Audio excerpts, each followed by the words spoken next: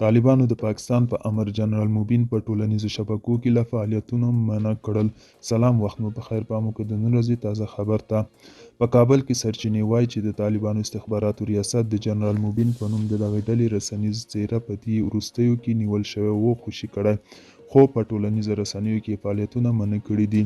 سرچینې استي شبرو هسپاني ته یکشنبه د یوري پر 19 ویلي چې نوموړی له شاوخوا 2 میاشتو وروسته د طالبانو له زندانه خوشي شوی، خو موټرونه یې تر نیولې او ساتونکي یې هم بېوسلې شوي دي.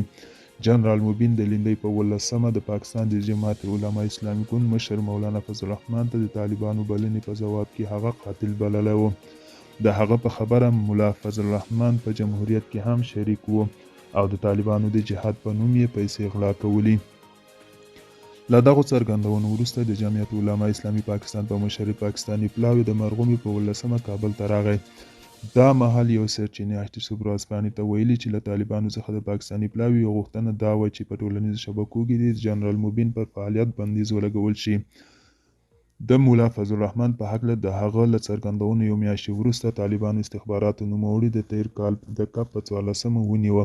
جنرال موبین تازه په خپله ایکس پاڼه کې یو پوسټ خپور کړ.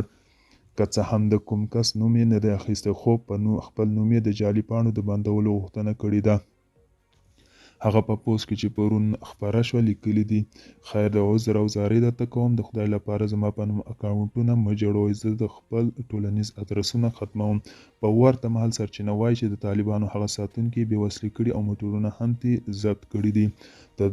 د مخه نوموړي د طالبانو سوداګرۍ او صنعت وزارت په سرپرست نورالدین عزیزي تور پورې کړی و چې له کوم دلیل پرته د هغه د سوداګرۍ ورکړې په وړاندې خنډونه رامنځته کوي.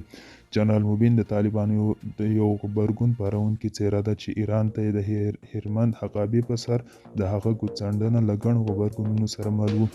دوستانو، دا و د نن ورځې چمتو کړی خبر. پر بیا هم په الله سپارم. ښې چارې، ښه وخت.